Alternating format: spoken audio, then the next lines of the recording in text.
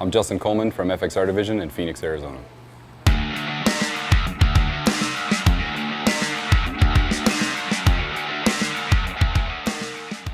So this year we started with the 2018 Harley Fat Bob, the Softail platform.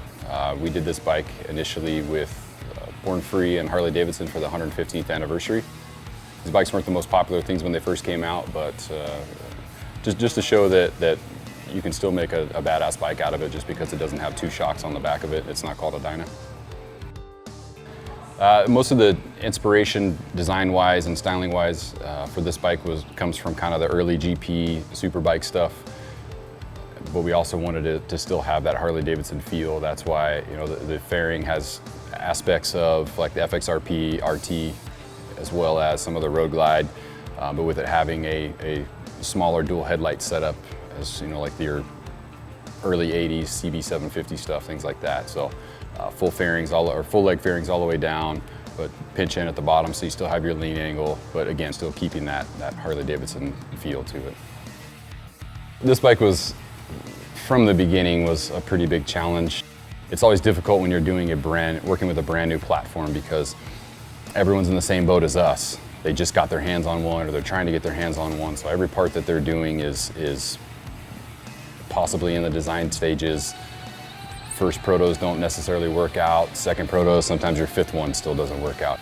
It was definitely a challenge from the beginning as far as just getting a lot of the parts. So a lot of the fabrication stuff that we had to do and the build stuff had to be done on hopes and dreams and educated guesses. There was a lot of mock-up and measurement, and we should be pretty close with this just because, again, it's not anything that existed to that point. Front forks on this bike were just a nightmare from the beginning. We don't do much inverted fork stuff, so we're not really set up or educated in that specific aspect of the suspension stuff. So we had to rely on some other people to do it. Unfortunately, they weren't able to do what they had promised. Last minute, we had to send it out to a friend of ours recommended, and he did an amazing job and came through. Mostly the suspension was kind of the biggest thing, and then trying to build a motorcycle with no forks on it. We can't connect the front wheel. We're guessing to where everything goes. They had to go to Born Free with the stock forks on it. So no front brakes. The stock forks are considerably wider than the trees rather that we were going with. So it didn't have handlebars on it, which for some reason tons of people had a huge hang up on the fact that it didn't have handlebars on it. It was clearly not a completed motorcycle. The exhaust is all tacked together, no chain, no brakes, nothing. But we were waiting to box up the fairing to send out all the paint to Andy, and the bars were the last thing on the table. And in my handlebar arrogance, it's like, fuck, this will take 45 minutes, I'll have these things tacked up and this fucking thing will be on the way. Well, that's easy when you got bars that hang above the fairing, it's no big deal. Now you get your hands inside the fairing, it was a unicorn position, and it took, at the end of the day, I thought I was pretty close to where we needed to be for the bars. And I was to the point where I wanted to shove the bike off the lift, which is any build that happens once a week. So I'm gonna go home. I came back the next morning, and I still spent 3 or 4 hours. So then we had a buddy of ours that was going out to San Diego. We missed that window, so we ended up having to put one of our other guys in a truck and round trip him to San Diego and back and drop all the stuff up to get painted. But it was just that perfect position of one way would be perfect in your hand, you clear the inside of the fairing and your other hand's banging into the handlebar. You go the other way, you clear the gas tank and you can't even turn all the way because your knuckles are dragging so hard on the inside of the fairing. So it just had to be, like I said, it was a unicorn positioning, hand controls, all that stuff. It was just a nightmare. The motor is a leading edge 151.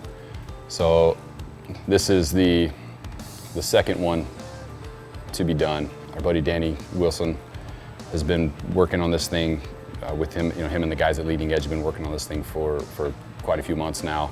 He got his first prototype together, and a lot of people were real skeptical, but he's got about 8,000 pretty hard miles on it at this point, and he has regular access to the new Milwaukee-Eight stock motors that they pull apart, and he's got ones with lower miles on a stock motor that have worse wear patterns than what he's got on this, this monster.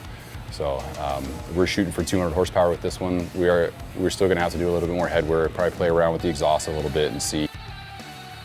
As far as specific pieces on the bike, I'm pretty partial to the fairing and the tail section. It was kind of an idea that we had from the beginning to be a full fairing bike with a tail section, exhaust through the tail. The tail section, it was, as far as challenges went on the bike, I worked through that one pretty quickly. I'm not an amazing sheet metal worker by any means, but we do a decent amount of aluminum stuff, and it's, as far as shaping wise, it's pretty simple. The fairing is a complete original design. Like I said, just pulling aspects from other existing motorcycles basically and bringing it all together. I made an entire wireframe of the fairing on the bike using all like 3/32 TIG wire, which initially in my head, I thought, oh, I'll carve it out of foam.